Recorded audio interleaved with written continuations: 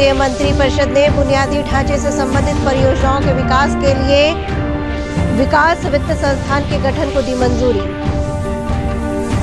स्वास्थ्य मंत्री मंगल पांडे ने कहा, कोरोना पर नियंत्रण के लिए बढ़ेगा जांच का दायरा।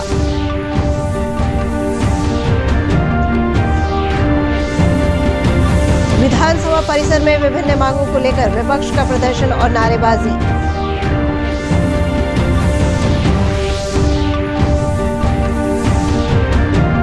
और बैंकों की हड़ताल से प्रदेश में बड़े पैमाने पर हो रहा है वित्तीय कामकाज प्रभावित।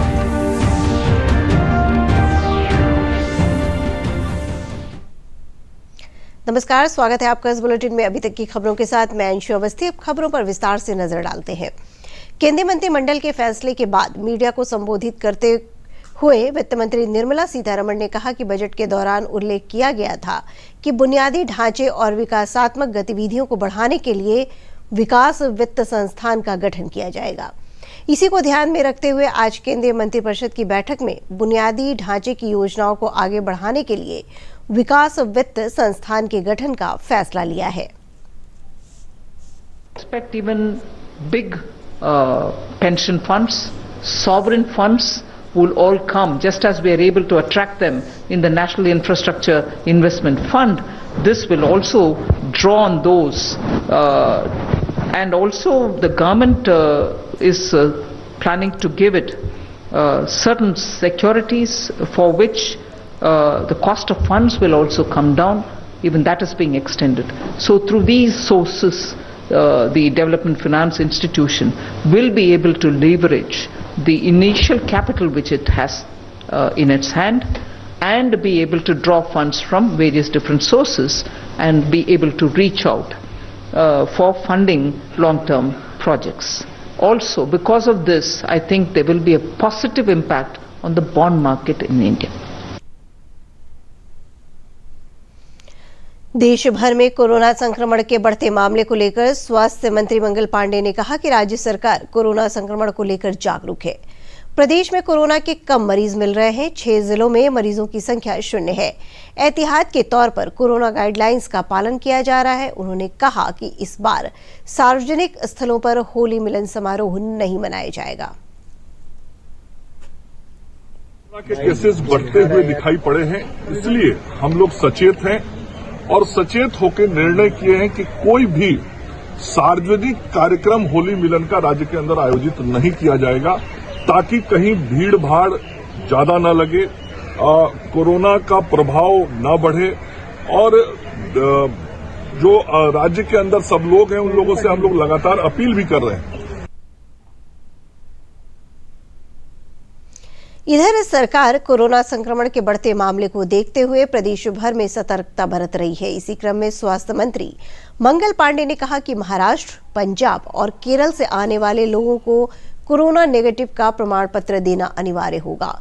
प्रदेश में बाहर से आने वाले लोगों के लिए बस स्टॉप, रेलवे स्टेशन और हवाई अड्डे पर रैंडम टेस्टिंग की व्यवस्था की जाएगी। जो बाहर से हवाई अड्डों पर जो बाहर से आएंगे, वो यदि कोरोना जांच का रिपोर्ट साथ में लेके आएंगे नेगेटिव, तो कोई दिक्कत नहीं।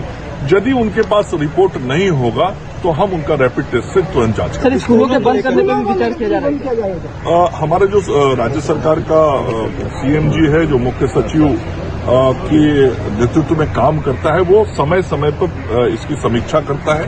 कल भी उन लोगों ने बैठक की है और आवश्यकतानुसार निर्णय लेंगे। बिहार विधानसभा परिसर में आज विपक्ष ने विभिन्न मांगों को लेकर प्रदर्शन और नारेबाजी की। माकपा और भाकपा माले ने आशा कार्यकर्ताओं के मानदेय बढ़ाने की मांग और अन्य मुद्दे को लेकर प्रदर्शन किया। राजद विधायकों ने प्रदेश में बिगड़ती कानून व्यवस्था को लेकर प्रदर्शन और नारेबाजी की। राजद विधायक प्रेम शंकर ने कहा कि हत्या, अपहरण के साथ अवैध शराब की बिक्री प्रदेश में लगातार जारी है। कहीं ना कहीं बलात्कार, कहीं ना कहीं सरकारी हॉस्पिटल में, सरकारी थाना में, सब जगह चोरी हो रही है, लेकिन सरकार इस पर कहीं अंकुश नहीं लगा रही है। शराब की धंधेबाज कहीं रोक नहीं रहे हैं। आज भी पटना में शराब पकड़ा है। भाकपा माले विधायक सुदामा प्रसाद ने गर्दनी बाग स्थित धरना स्थल पर रोक लगाने की आलोचना की। श्री प्रसाद ने धरना स्थल को धरना प्रदर्शन करने वालों के लिए पुनः बहाल करने की मांग की। मुक्त करना होगा। जो लोकतंत्र की हत्या हो रही है बिहार में, गर्दनी बाग का इलाका नीतीश सरकार ने फाइनल किया था आंदोलनकारियों के लिए, लेकिन जो आज जाकर देखिए, हम तो पिछले बजट सेशन तक देखे हैं कि वहाँ मेला लगा रहता था आंदोलनकारियों का। कहीं दफदार लोग, कहीं चौकीदार, कहीं शिक्षा मित्र, कहीं आशा कर्मी, कहीं आंगनबाड़ी, आज पिंजड़ा बना दिया गया वहाँ। सीपीआईएम के विधायक अजय कुमार ने आशा कार्यकर्ताओं के समर्थन में प्रदर्शन कर उनकी मानदेय बढ़ाने की मांग की। हाँ, आशा कार्यकर्ता लाखों की तादाद में बिहार के अंदर है और आशा जो है वो सबसे गरीब तबका से वो आती है। उसका नियोजन सरकार ने किया स्वास्थ्य के क्षेत्र में और उसको आज 1200 रुपया महीना सिर्फ जो है मानदेय सरकार देती है महीना। बिल्कुल उसके साथ जो है पेट काटने की बात नीतीश सरकार, डबल इंजन की जो सरकार है वो कर रही है। आज पूरे बिहार की आशा कार्यकर्ता प्रदर्शन कर रही है। पटना में विधानसभा मार्च का उसने फैसला किया है, उसके समर्थन में हम लोग विधानसभा के अंदर भी आज उठाएंगे सवाल। केंद्र सरकार की ओर से देश के कई राष्ट्रीयकृत बैंकों के निजीकरण का प्रस्ताव रखा गया। इस प्रस्ताव के विरोध में United forum of bank unions के बैनर तले चल रहे 2 दिवसीय हड़ताल के कारण आज भी सभी बैंकिंग सेवाएं ठप रहीं। पटना में जगह जगह पर बैंक कर्मियों ने धरना और प्रदर्शन किया। बैंक कर्मियों के इस हड़ताल को समर्थन देने के लिए पूर्व मंत्री नरेंद्र सिंह भी शामिल हुए और राष्ट्रीयकृत बैंकों के निजीकरण के विरोध में नारे लगाए।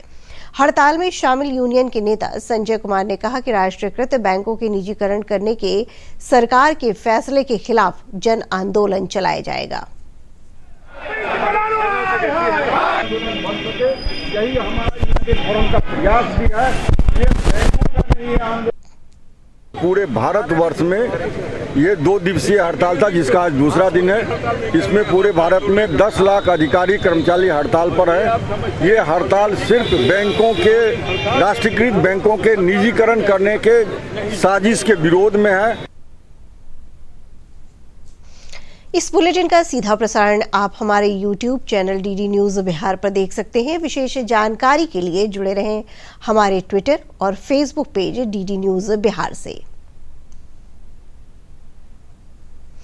आगे बढ़ते हैं। पश्चिम चंपारण के वाल्मीकि नगर प्रखंड के भेड़ी हरी हाई स्कूल के प्रांगण में भारत नेपाल सीमा पर सशस्त्र सीमा बल द्वारा सामाजिक चेतना जगाने और स्वावलंबन के लिए 3 दिवसीय कार्यक्रम आयोजित किया गया। इस अवसर पर अनुसूचित जनजाति बहुल इलाके में सांस्कृतिक कार्यक्रमों के अलावा स्वास्थ्य जांच का भी आयोजन किया गया।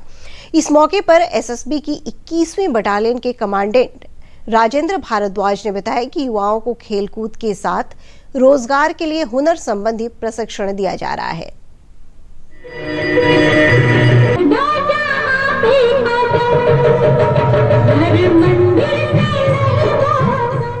जो बॉर्डर पॉपुलेशन है, क्योंकि कहा जाता है कि बॉर्डर तक सरकार की सभी जो योजनाएं हैं वो पहुंच नहीं पाती हैं उतनी इफेक्टिवली, जितनी इफेक्टिवली कि बाकी जगह पहुंच जाती है।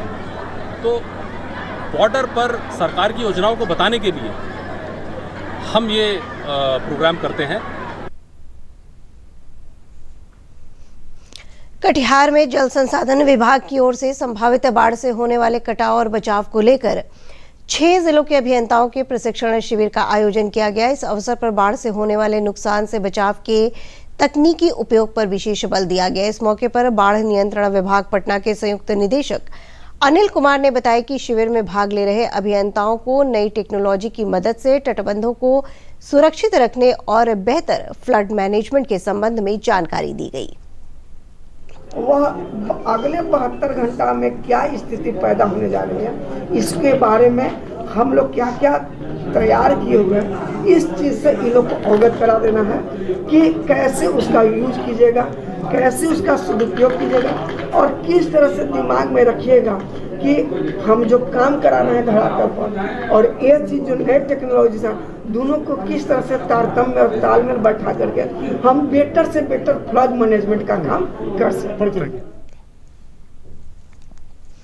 सीतामढ़ी के डीआरसीसी भवन में एक दिवसीय मस्तिष्क ज्वर संबंधी कार्यशाला का आयोजन किया गया। इस कार्यशाला में जिले के सभी आशा कार्यकर्ताओं को मस्तिष्क ज्वर संबंधी रोगों से बचाने हेतु जागरूक किया गया।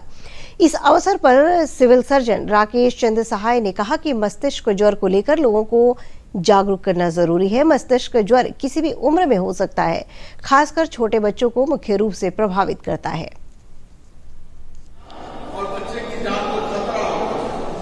वो चमकी बुखार एईएस एंड जेई के बारे में हमारे जितने भी आशा कर्मी हैं वो सब उन लोगों को अद्यतन जानकारी देना और चमकी बुखार को एक चैलेंज के रूप में हम लोग जीरो टॉलरेंस की नीति पर कि कहीं भी मेरा एक भी केस ना आए, इसके संबंध में हम लोग इनकी अद्यतन जानकारी देंगे और ताकि हमारा कार्य एईएस जेई का सुचारू ढंग से इस जिले में संचालित हो सके। रेल मंत्रालय ने 31 मार्च से स्पेशल ट्रेन सेवाएं रद्द करने की खबरों का खंडन किया है। रेल मंत्रालय ने इस खबरों को भ्रामक और निराधार बताया है। रेलवे ने ऐसी कोई घोषणा नहीं की है। इस संबंध में सोशल मीडिया में फैलाई जा रही खबरों के क्लिप फर्जी हैं। पिछले वर्ष की खबर का वीडियो सोशल मीडिया में फैलाया जा रहा है। रेलवे ने स्पष्ट किया है कि इस समय स्पेशल ट्रेन के रूप में चलाई जा रही एक्सप्रेस रेलगाड़ियां और उपनगरीय रेलगाड़ियां आगे भी चलती रहेंगी। और अब 3 मिनट में 10 खबरें।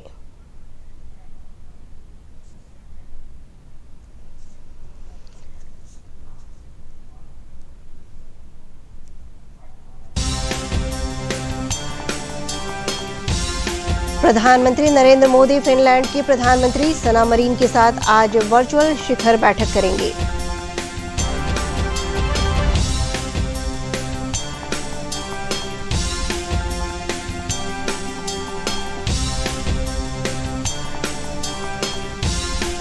केंद्रीय पर्यावरण मंत्री प्रकाश जावड़ेकर ने कहा कि दुनिया में जलवायु परिवर्तन कम करने के उपायों के लिए भारत के नेतृत्व को स्वीकार किया है।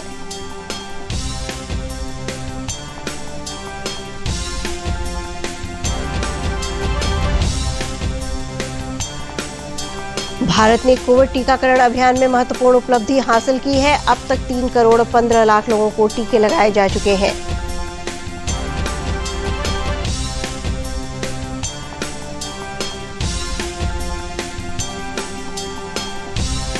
केंद्र सरकार ने कोविड से मरने वाले पत्रकारों को 5 लाख रुपए की आर्थिक सहायता देने की घोषणा की है।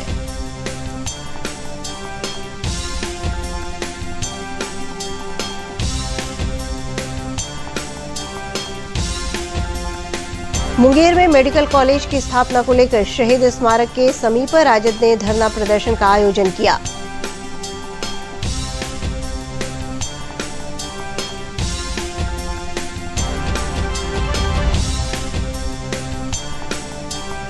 नालंदा की अपर्णा का उत्तराखंड के दून पर्वत की चोटी पर तिरंगा फहराने के लिए बिहार शरीफ रेलवे स्टेशन पहुंचने पर भव्य स्वागत किया गया।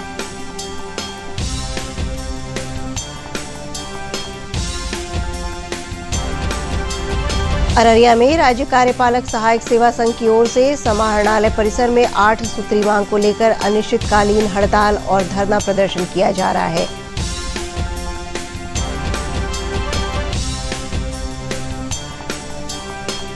भारत सरकार के वन और पर्यावरण विभाग के 3 सदस्यीय टीम कोसी नदी में जलीय जीव डॉल्फिन के सर्वे को लेकर सहरसा पहुंची।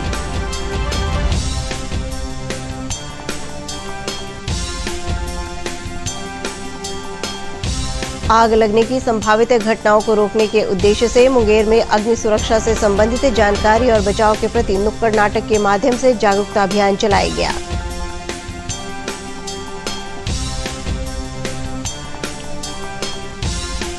भारत और इंग्लैंड के बीच T20 क्रिकेट मैच आज शाम अहमदाबाद के नरेंद्र मोदी स्टेडियम में खेला जाएगा।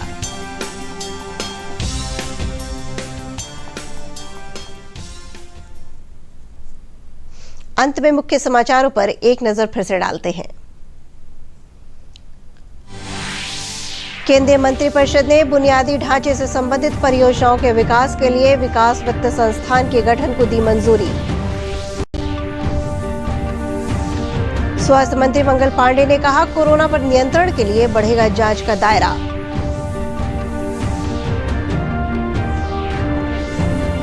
विधानसभा परिसर में विभिन्न मांगों को लेकर विपक्ष का प्रदर्शन और नारेबाजी।